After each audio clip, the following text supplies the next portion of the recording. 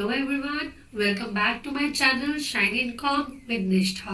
तो बच्चों, हम कर रहे थे बिजनेस स्टडीज का चैप्टर नंबर 2, जिसमें हमने किया था फॉर्म्स ऑफ बिजनेस ऑर्गेनाइजेशंस। तो पहली वीडियो में मैंने आपको समझाया था सोल प्रोप्राइटरशिप बिजनेस और उसके फीचर्स, मेरिट्स और डिमेरिट्स सभी कुछ मैंने उस वीडियो में कवर किया था।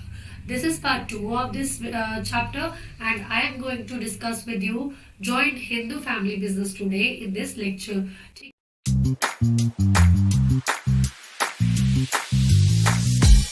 अगर आपको कोई भी डाउट हो तो आप कमेंट सेक्शन में जरूर पूछिएगा, and if you like the video then please don't forget to like. Okay, so now joint Hindu family business की अगर हम बात करते हैं तो बच्चों, जॉइंट हिंदू फैमिली बिजनेस क्या है? This is the business that is found only in India. आपको हिंदू फैमिली बिजनेस से ही पता चल रहा है कि ये जो बिजनेस है ये सिर्फ इंडिया में ही चलता है। ठीक है, ये एक ऐसा टाइप ऑफ बिजनेस है that is found only in India. ठीक है, एंड इसकी एक बहुत ही खास बात ये है कि एक हिंदू अनडिवाइडेड फैमिली होती है, मतलब एक ऐसा परिवार है दैट इज अनडिवाइडेड। ठीक है, सारे जॉइंट फैमिली मेंबर्स हैं और क्या होता है, वो सभी के सभी मिलके एक बिजनेस कर रहे हैं। ठीक है, सारे मेंबर्स जो हैं वो बिजनेस के, वो कौन है? उस फैमिली के मेंबर्स ही उस बिजनेस के मेंबर्स भी हैं। ठीक है, तो आप इसमें कोई ऐसा एग्जांपल ले सकते हो, जैसे आपने देखा होगा कि कोई फैमिली बिजनेस होता है, राइट? मतलब आपके दादाजी ने मान लो वो बिजनेस शुरू किया था, फिर आपके पापा ने उसको टेक ओवर कर लिया, फिर उनके जो बच्चे हैं उन्होंने उसको टेक ओवर कर लिया, राइट? अब तो वो जो बिजनेस है जो पीढ़ी दर पीढ़ी चलता आ रहा है, ठीक है, उसको कहा जाता है जॉइंट हिंदू फैमिली बिजनेस। ठीक है, इसके कुछ रूल्स हैं, रेगुलेशंस हैं और ये एक लॉ के द्वारा गवर्न किया जाता है इंडिया में। जैसे हमने सोल प्रोप्राइटरशिप का देखा था कि it is not governed by any law, उसको कोई लॉ फॉलो नहीं करना, वो अपना बिजनेस छोटा मोटा जो उसका बिजनेस है स्मॉल स्केल वो उसको कर सकता है, right? But joint Hindu family business is governed bye a particular law, जो है हमारा हिंदू सक्सेशन एक्ट 1956। मैं पॉइंट 1 से शुरू करती हूँ। owned and carried on by the members of the Hindu undivided family। Hindu undivided family को HUF भी कहते हैं। एक अनडिवाइडेड हिंदू फैमिली है और वही उस बिजनेस को चला रहे हैं। ठीक है, तो जो बिजनेस है it is owned and carried on, मतलब मैनेज्ड बाय, कौन चलाता है उसको? By the members of the Hindu undivided family. Hindu undivided family के जो मेंबर्स हैं वो उस बिजनेस को चलाते हैं। ठीक है, ओन करते हैं और रन करते हैं। ठीक है, number 1। Number 2, this type of business is governed by Hindu succession act 1956। मतलब इसके अंदर कुछ रूल्स हैं जो आपको फॉलो करने हैं। ठीक है, तो वो जो रूल्स हैं वो दिए हुए हैं हिंदू सक्सेशन एक्ट 1956 के अंदर। ठीक है, number 3 is membership by birth. इसका मतलब ये है कि कोई बाहर से कोई पर्सन उस बिजनेस का मेंबर नहीं बन सकता। अगर मान लो मेरा एक परिवार जो है, मेरी जो फैमिली है वो किसी बिजनेस में डील कर रही है, राइट? तो अगर मैं इस फैमिली में पैदा हुई हूँ तो मतलब मैं इस बिजनेस की मेंबर हूँ। ठीक है, तो जो मेंबरशिप है वो बाय बर्थ ही मिल जाती है। तो जो भी बॉयज या गर्ल्स इस फैमिली में बॉर्न हुए हैं, जन्म लिया है जिन्होंने भी इस फैमिली में, वो इस बिजनेस का मेंबर बन जाते हैं। समझ आ गया सभी को? Number 1, owned and carried by the members of Hindu undivided family. Number 2, governed by the Hindu succession act 1956। Number 3, membership is by birth. समझ आ गया? Clear to all? चलो, let's move on to the next point. Number 4, business controlled by the head of the family। तो भाई अब जब पूरी family ही member है तो बिजनेस कंट्रोल कौन करेगा? डिसीजंस कौन लेगा? तो भाई डिसीजन लेता है हेड ऑफ द फैमिली, जो एल्डेस्ट मेंबर है फैमिली का, जो एल्डेस्ट पर्सन है फैमिली का, he is the eldest member of the family और उसको हेड ऑफ द फैमिली बोलते हैं। और हिंदू सक्सेशन एक्ट 1956 के अंडर उसको नाम दिया गया है कर्ता। That means he is the कर्ता धर्ता ऑफ द बिजनेस। ठीक है, वो होल सोल पूरा का पूरा बिजनेस का मालिक कौन है? कर्ता है। कर्ता means the head of the family, ठीक है, जो एल्डेस्ट मेल मेंबर होगा फैमिली का वो होगा, ठीक है। हाँ, जेंडर की अभी बात करेंगे, जेंडर डिस्क्रिमिनेशन नहीं है, गर्ल्स को भी फीमेल को भी पूरा राइट दिया गया है, but we discuss it later, ठीक है। So business is controlled by the head of the family, जो एल्डेस्ट मेंबर है उसको कर्ता कहते हैं। Clear to all? चलो next move on to the next point. All members have equal ownership rights over the ancestral property. तो बच्चे यहाँ जो होती है एक प्रॉपर्टी होती है, वो आपके जो पीढ़ियों से आपको अपने दादाओं से या उनके भी फादर्स हैं, एंसेस्टर्स से मिली है, ठीक है, वो प्रॉपर्टी क्या होती है? एंसेस्ट्रल प्रॉपर्टी होती है, और किसी एक का राइट नहीं होता। फैमिली में जितने भी लोग हैं सबका राइट होता है, इक्वल राइट होता है ऑन द एंसेस्ट्रल प्रॉपर्टी। समझ आ गया सभी को? All members have equal ownership rights over the ancestral property, तो सभी का इक्वल राइट रहता है। ये कुछ बातें हैं Hindu joint Hindu family business के बारे में। अब इसके जो फीचर्स हैं हम इसके बाद करेंगे, ठीक है। आई होप इतना सभी को क्लियर आ गया है। Carried out by members of the Hindu undivided family governed by Hindu succession act 1956, membership by birth. Number 4, business is controlled and managed by the eldest member of the family, that is the head of the family, karta, ठीक है। Number 5, all members have equal rights, equal ownership rights in the ancestral property. समझ आ गया? Clear to all? चलिए now let's move on to the features of this Hindu joint Hindu family business.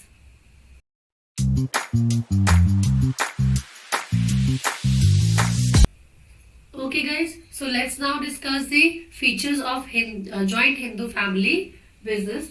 तो बच्चे joint Hindu family business के जो features हैं अभी हमने बात की, तो उनमें से सबसे पहला पॉइंट तो आ जाता है हमारा फॉर्मेशन का ही, ठीक है, कि जो फॉर्मेशन है वो किस तरह से होती है। तो हमें ध्यान रखना है फॉर्मेशन कैसे होती है। Minimum 2 members should be there in the family, ठीक है।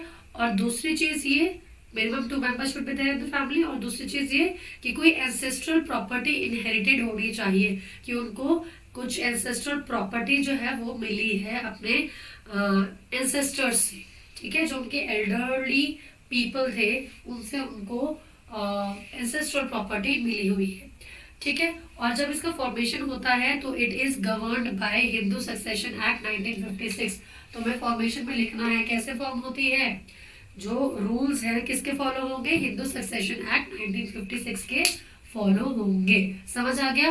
तो फॉर्मेशन में क्या होगा, हमें प्रॉपर लॉ जो गवर्न कर रहा है उसको फॉलो करके अपना बिजनेस शुरू करना पड़ेगा, ठीक है। Now let's talk about the membership by birth. Next है आपका जो फीचर वो ये है मेंबरशिप बाय बर्थ। तो जो भी उस फैमिली में बर्थ लेता है ही और she will be the member of that business. समझ आ गया? नंबर 3 जो उसका फीचर है वो है लायबिलिटी। अब बच्चों लायबिलिटी कैसी होती है? लायबिलिटी होती है अनलिमिटेड ऑफ कर्ता, अनलिमिटेड लायबिलिटी होती है कर्ता की, और बाकी के जो मेंबर्स हैं उनकी लिमिटेड होती है। कितनी लिमिटेड, मतलब कितना उनको बेयर करना पड़ सकता है इन केस ऑफ लॉसेस, तो वो होती है जितना उनका प्रॉपर्टी में शेयर है उतना, ठीक है, up to the extent of the share in the property, ठीक है, शेयर इन द प्रॉपर्टी। तो जितना वो प्रॉपर्टी में उनका शेयर है उतना उतना उनकी लायबिलिटी होगी डेट्स को पे करने की इन केस ऑफ लॉसेस और इंसॉल्वेंसी, ठीक है। तो ये चीज ध्यान रखनी है कि लायबिलिटी किसकी है, द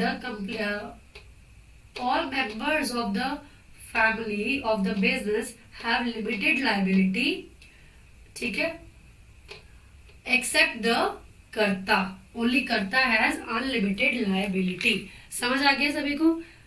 इस चीज का ध्यान रखना है और गड़बड़ नहीं करनी है, ठीक है। So the liability of all members except the karta is limited to their share of coparcenary property. अब इनको बोला जाता है को पार्टनर्स। ये जो पर्संस है, जो मेंबर्स है इस बिजनेस में, उनको बोला जाता है को पार्टनर्स।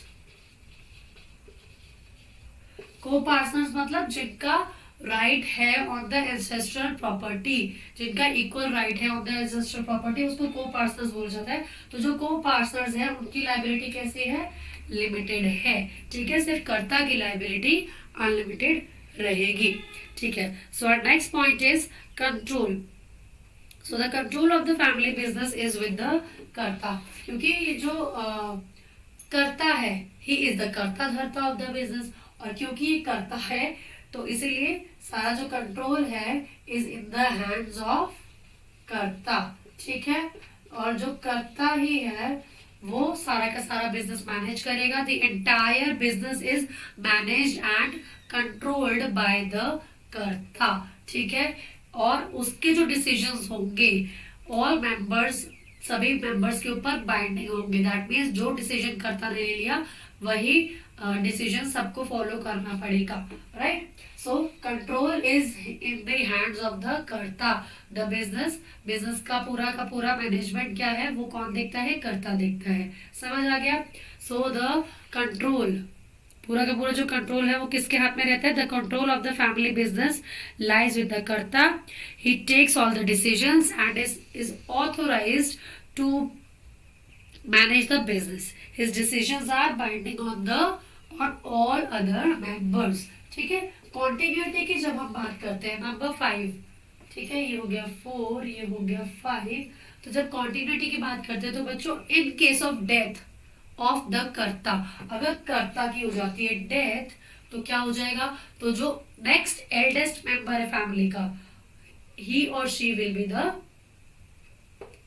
कर्ता ऑफ द बिजनेस, न्यू कर्ता ऑफ द बिजनेस। ठीक है, तो जो पूरा का पूरा बिजनेस जो एल्डेस्ट पर्सन रह जाएगा उसके बाद, कर्ता के बाद उसके हाथ में आ जाएगा, और पूरा का पूरा कंट्रोल जो है फिर न्यू कर्ता करेगा। समझ आ गया। तो जो कॉन्टिन्यूटी है वो चलती रहती है बिजनेस की, ब्रेक नहीं होती है। और हाँ, अगर किसी कर्ता के डेथ के बाद कोई फैमिली के जो मेंबर्स है, बिजनेस के जो मेंबर्स है, वो डिसाइड करते हैं कि हमें बिजनेस आगे नहीं चलाना है, तो सबके कंसेंट से जो बिजनेस है वो टर्मिनेट हो जाता है। ठीक है, इतना समझ आ गया सभी को। ठीक है, तो कॉन्टिन्यूटी ब्रेक नहीं होती है। In case of the death of karta what will happen, the owner who will become the owner, the eldest member of the family will become the owner of the business। ठीक है, and minor member की जब हम बात करते हैं इसमें एक 6 पॉइंट जो आ जाता है, क्योंकि मेंबरशिप बाय बर्थ है तो जब पैदा होते ही जो बच्चा है वो उस बिजनेस का मेंबर हो जाता है, बट उसमें इतनी समझ नहीं है काम करने की। ठीक है, तो वो किस तरह से काम करता है, वो आफ्टर 18 ईयर्स के बाद ही एक्टिव मेंबर बनता है। एक्टिव भी नहीं, इनफैक्ट जब तक उसके सिर पे सारी रिस्पॉन्सिबिलिटी नहीं आती तब तक। ठीक है, उससे पहले वो सिर्फ को पार्टनर रहेगा। ठीक है, माइनर मेंबर जो है क्या होता है, मेंबरशिप कहाँ से आ जाती है, बाय बर्थ ही आपको मेंबरशिप मिल जाती है उस बिजनेस की। ठीक है, so these are the main features of joint Hindu family business. I hope आप सबको समझ आ गया होगा कौन कौन से पॉइंट्स है। देख लेते हैं फॉर्मेशन कैसे होती है। It is governed by the Hindu succession act 1956। समझ आ गया। एग्रीमेंट की जरूरत नहीं होती है, कोई स्पेसिफिक एग्रीमेंट की जरूरत नहीं होती है इसमें। ठीक है, नहीं होती है क्योंकि जो मेंबरशिप है वो तो बाय बर्थ ही है। कोई और बाहर से कोई पर्सन नहीं आ रहा है आपके बिजनेस को चलाने की, हमें एग्रीमेंट करना पड़ेगा।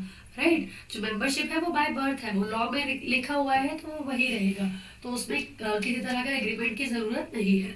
फॉर्मेशन हो गया, उसके बाद मेंबरशिप बाय बर्थ होती है। लाइबिलिटी किसकी होती है, अनलिमिटेड होती है कर्ता की, लिमिटेड होती है बाकी के को पार्टनर्स की। ठीक है, कंट्रोल किसके हाथ में होता है, कर्ता के हाथ में होता है। पूरा का पूरा बिजनेस को मैनेज करता है कर्ता करता है, और साथ में अगर कोई डिसीजन कर्ता ने लिया है तो that will be binding on all other members of the business. ठीक है, कॉन्टिन्यूटी कैसी रहती है, in case of death of the karta what will happen, the next eldest member of the family will become the karta. ठीक है, minor members कैसे होते हैं, the membership comes by birth. ठीक है, तो इतना आप सबको फीचर्स में ध्यान रखना है। इसके बाद अब हम आगे चलते हैं इसके मेरिट्स और डिमेरिट्स पे, और आपका ये जो जॉइंट हिंदू फैमिली बिजनेस है ये खत्म हो जाएगा। बहुत ही छोटा सा टॉपिक है। इसके बाद हम करेंगे पार्टनरशिप। ठीक है, उसमें काफी इंपॉर्टेंट चीजें हैं ध्यान रखने की, तो वो हम उसकी वीडियो हो सकता है थोड़ी सी बड़ी हो या फिर मैं पार्ट्स में बनाऊंगी। ठीक है, तो let's do the merits and demerits of joint Hindu family business.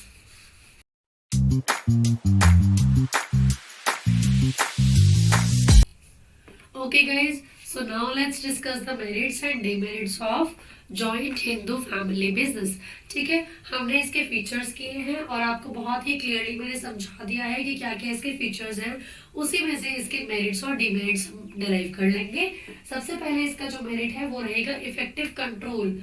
Effective control क्यों है बच्चे? क्योंकि जो कंट्रोल है वो पूरा का पूरा किसके हाथ में है? एक सिंगल पर्सन के हाथ में है, दैट इज द कर्ता. क्योंकि कर्ता के हाथ में पूरा का पूरा कंट्रोल है, कोई डिस्प्यूट्स नहीं होंगे, किसी तरह का कोई प्रॉब्लम्स नहीं क्रिएट होंगे. क्योंकि जब बहुत सारे लोग अपने सजेशंस देते हैं तो उसमें क्या होता है, डिस्प्यूट्स होने लग जाते हैं. ठीक है, तो क्योंकि यहाँ पे कोई और इन्वॉल्व नहीं है, सिर्फ कर्ता is the only one who will be managing the business, तो इसीलिए देयर इज इफेक्टिव कंट्रोल. समझ आ गया? Next, continued business existence. तो इसका एक मेरिट ये भी है कि बिजनेस जो है वो कंटिन्यूड चलता रहता है. जैसे सोल प्रोप्राइटरशिप में क्या था, लैक ऑफ बिजनेस कॉन्टिन्यूटी थी. In case the owner dies तो क्या होता है, business will come to an end. ठीक है, बट जॉइंट हिंदू फैमिली के बिजनेस में ये केस नहीं होता है. क्यों नहीं होता है? क्योंकि कंटिन्यूड बिजनेस एग्जिस्टेंस है. मतलब जैसे ही अगर कर्ता की डेथ हो जाती है तो what will happen, the next eldest member of the family will take the place of karta. ठीक है, कर्ता की जगह वो कर्ता बन जाएगा. ठीक है, तो बिजनेस जो है इट कीप्स ऑन गोइंग. आगे, लिमिटेड लायबिलिटी ऑफ मेंबर्स. अब इसमें क्या होता है बेटा, जो लायबिलिटी है मेंबर्स की वो हो जाती है लिमिटेड. तो ये एक बेनिफिट है मेंबर्स के लिए, को पार्टनर्स के लिए. ठीक है, कि उनकी जो लायबिलिटी है, in case business has to pay debts, तो उस केस में उनकी जो लायबिलिटी है पेमेंट्स की वो लिमिटेड रहेगी up to the extent of the share in the ancestral property. ठीक है, एंसेस्ट्रल प्रॉपर्टी में जितना भी उनका शेयर है उसी शेयर के अकॉर्डिंग उनकी लायबिलिटी रहेगी रिपेमेंट की. समझ आ गया? तो limited liability of the members. Next point है इंक्रीज लॉयल्टी एंड कोऑपरेशन. तो बच्चों क्योंकि ये एक फैमिली रन कर रही है, यहाँ बाहर से कोई और इन्वॉल्व नहीं है. ठीक है, क्योंकि फैमिली रन कर रही है तो क्या होता है, लॉयल्टी जो है वो बढ़ जाती है. हमें भरोसा है अपने कर्ता पे, हमें ट्रस्ट है. ठीक है, द कर्ता इज ट्रस्ट वर्दी, और हमारी जो लॉयल्टी है वो इंक्रीज हो जाती है. क्यों? क्योंकि हमें पता है कि he is our family member और वो गलत नहीं करेगा. तो जो लॉयल्टी है वो इंक्रीज हो जाती है और इसीलिए क्या होता है, कोऑपरेशन भी इंक्रीज हो जाती है. क्योंकि हम सेम फैमिली से बिलोंग करते हैं, क्योंकि हमें पता है अगर हम कोऑपरेट करेंगे तो द कर्ता विल वर्क बेटर, और जब अच्छा काम करेगा तो विल अर्न प्रॉफिट्स. ठीक है, so there is increased level of loyalty and cooperation among the members of the business. समझ आया सभी को? बस ये छोटे छोटे से 4 पॉइंट्स है पेरेंट्स के. इफेक्टिव कंट्रोल है, ठीक है, लिमिटेड लायबिलिटी है मेंबर्स की, ठीक है, कंटिन्यूड बिजनेस है, बिजनेस चलता रहता है लगातार in case of death of the karta भी, और लास्ट वाला है increase loyalty and cooperation. Cooperation increase होता है, लॉयल्टी इंक्रीज होती है. ठीक है, let's move on to the demerits now. So these are the demerits. इसके नुकसान क्या क्या है, लिमिटेशंस क्या क्या है, लेट्स सी. Limited resources. तो बच्चों क्योंकि ये पूरी की पूरी एक ही फैमिली है, बाहर से no other person is investing या कोई कैपिटल और नहीं लगा रहा है, तो जो भी कैपिटल या रिसोर्सेज है वो सारे के सारे उसी फैमिली के हैं. ठीक है, तो इसीलिए लिमिटेड है. ठीक है, देन अनलिमिटेड लायबिलिटी ऑफ कर्ता. सेम टू सेम है बिल्कुल. सोल प्रोप्राइटरशिप के लिमिटेड रिसोर्सेज थे, फिर अनलिमिटेड लायबिलिटी थी कर्ता की. क्यों थी? क्योंकि वहां भी सोल प्रोप्राइटरशिप की अनलिमिटेड लायबिलिटी थी, यहाँ अनलिमिटेड लायबिलिटी है कर्ता की, तो ये एक डीमेरिट हो गया. लिमिटेड लायबिलिटी मेंबर्स की है तो ये मेरिट है, और अनलिमिटेड लायबिलिटी कर्ता की है तो ये डीमेरिट है. ठीक है, क्योंकि वो ही लायबल है सारे डेट्स को रीपे करने के. ठीक है, क्योंकि सारे डिसीजंस वही ले रहा है on behalf of the family, right. Dominance of the कर्ता. अब क्योंकि कर्ता ही सब कुछ कर रहा है तो क्या होगा, वो डोमिनेट करेगा, उसकी डोमिनेंस रहेगी, वो जो डिसीजन लेगा वो सब पे बाइंडिंग होगा। ठीक है, all the decisions taken by the karta are binding upon the other members of the business. ठीक है, तो ही डोमिनेट्स, वो डोमिनेट करता है, उसकी मर्जी है वो किसी के सजेशन सुने या ना सुने, माने या ना माने, he will take decision on his own basis. वो क्या चाहता है वो वही करेगा और वही डिसीजन लेगा, तो वो डोमिनेट करता है ओवर अदर मेंबर्स। ठीक है, सो डोमिनेंस ऑफ द करता रहती है, जो एक डीमेरिट है। ठीक है, now limited managerial skills, similar हमारा उसमें भी था, सोल प्रोप्राइटरशिप में मैनेजरियल स्किल्स लिमिटेड क्यों रहती है, क्योंकि there is no other person who can show the skills और वो हमारे बिजनेस में बेनिफिट कर सके। ठीक है, तो क्योंकि कर्ता ही सब कुछ कर रहा है तो इसके मैनेजरियल स्किल्स जो है वो काफी लिमिटेड रहेंगी। समझ आ गया सभी को, बहुत ही इजी है, 4 पॉइंट्स। मेरिट्स हो गए थे, डी मेरिट्स देख लीजिए, रिसोर्सेज लिमिटेड है, अनलिमिटेड लाइबिलिटी है कर्ता की, नंबर 2 डोमिनेंस ऑफ द कर्ता है, और नंबर 4 लिमिटेड मैनेजरियल स्किल्स है। तो एक ये छोटा सा टॉपिक है आपका जॉइंट हिंदू फैमिली बिजनेस का। आई होप सभी बच्चों को बहुत ही अच्छे से ये समझ आ गया है। आपको बच्चों कुछ नहीं करना है, just remember the keywords and the points, head points याद रखेंगे, ये जो मैंने आपके लिए लिखे हैं। आप चाहे तो इनका स्क्रीनशॉट ले सकते हैं ताकि आपको याद रहे। ठीक है, आप एंड टाइम पे सिर्फ क्या करेंगे, इन हेडिंग्स को पढ़ के जाइए और उससे क्या होगा, अंदर का जो कंटेंट है आप इजीली लिख लीजिए, आपको पूरे मार्क्स मिलने वाले हैं। ठीक है, I hope there is no doubt. In case you have any doubt, you can just ask me in the comment section. And also, please do support my channel. We'll keep on uploading videos of accountancy and business studies. धीरे धीरे मैं commerce के और भी lectures upload करूंगी जो आपके काम आने वाले हैं फॉर बीकॉम लेवल, और स्पेशली जो DSSS में भी टॉपिक्स आएंगे वो भी मैं कवर अप करूंगी। ठीक है, आई होप यहाँ तक आपको कोई किसी तरह का कोई डाउट नहीं है। If you have doubts, so do write in the comment section, and please do like, subscribe and share with your friends. Subscribe करना मत भूलना। Thank you.